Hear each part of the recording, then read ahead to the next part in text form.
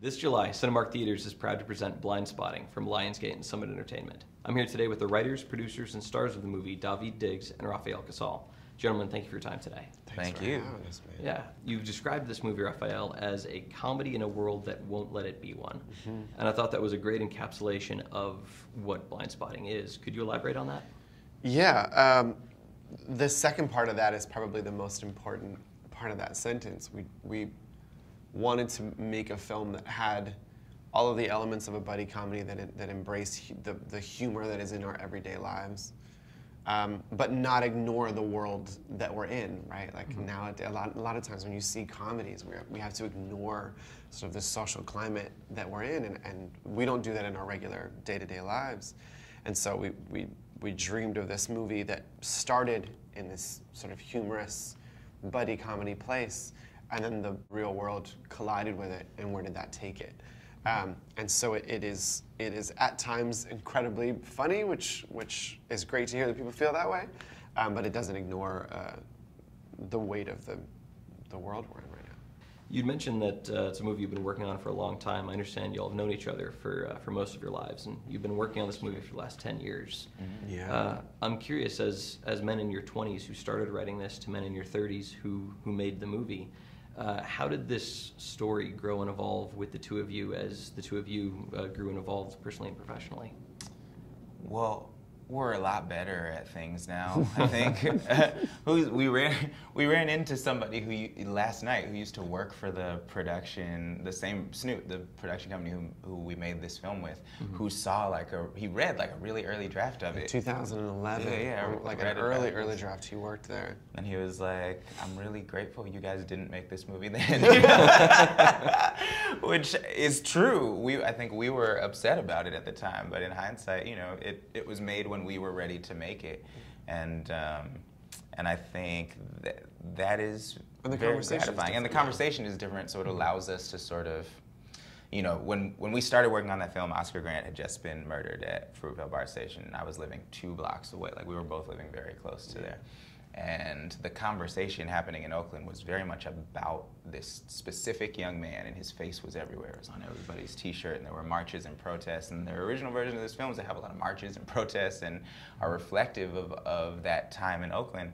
The conversation about these shootings has changed to the point where we don't remember the names of the people who are there. It has happened so often, is so often reported on, that it is harder to keep track of them, and so you don't resist the conversation, and the way you resist these things has changed from a specific instance that you want never to happen again to an epidemic that you're almost certain is going to happen again, and you're just trying to figure out a way to narrow it down, to stop it, to cut it off a little bit. And for some people to just have it not be you. Right. So I think that is the biggest difference, I think, in the world, at least in the world that this film is existing in from when we started writing to now. And we are in a moment of the conversation that requires nuance, I think. I think the macro level of things is happening quite a bit. And the problem with looking at things with such a wide lens is that you're always going to have the blind spots, right? You're never going to see what you're missing that way. So we wanted to get really into the real personal, like, human things that these people are going to, and not use them as sounding boards for issues, but just try to watch people deal with things, so that we could all see them as whole people, which is all they're looking for, right? It's all any of the characters in the film really are looking for, is just to be seen as all of themselves, as opposed to the first thing anybody sees. Well, that's really well said. I know it's apparent in speaking to the two of you and in seeing the movie that this was a real labor of love. And I think it would have to be to write the movie, produce the movie, and star in the movie. Those are a lot of hats to wear and a lot of things to juggle all at once. How was it to kind of work on a set where you had to wear those hats, thinking about the screenplay and things other people are saying, and just the overall production while you're working on making your characters feel real? I mean, on set, I think David and I act very differently.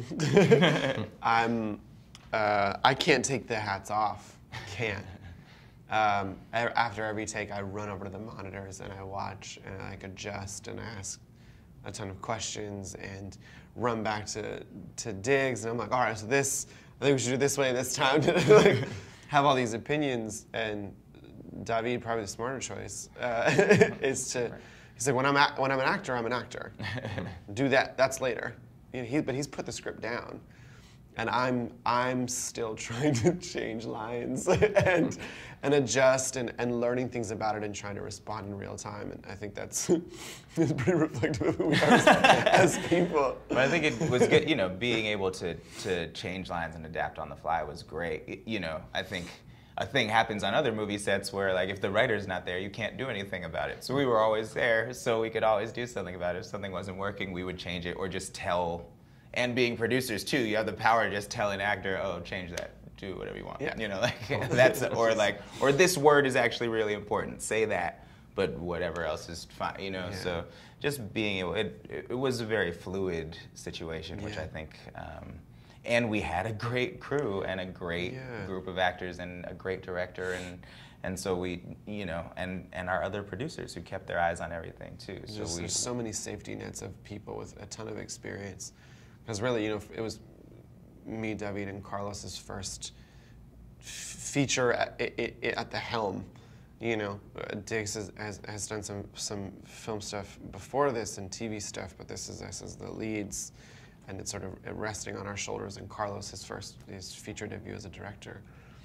But we had Robbie Baumgartner, who's this incredible DP, who's done 1,000,001 projects and has held that weight before, and Justin Keith Calder, who are like, this was like film number 13 or whatever. Like, to have that as your safety net, you're in this corral of freedom, and if you're wandering to outside of it, we had these sort of, wise professionals to come in and go, Well, I think maybe don't make that choice. It really does play through, and this is a movie that I know our fans at Cinemark theaters are really excited to see.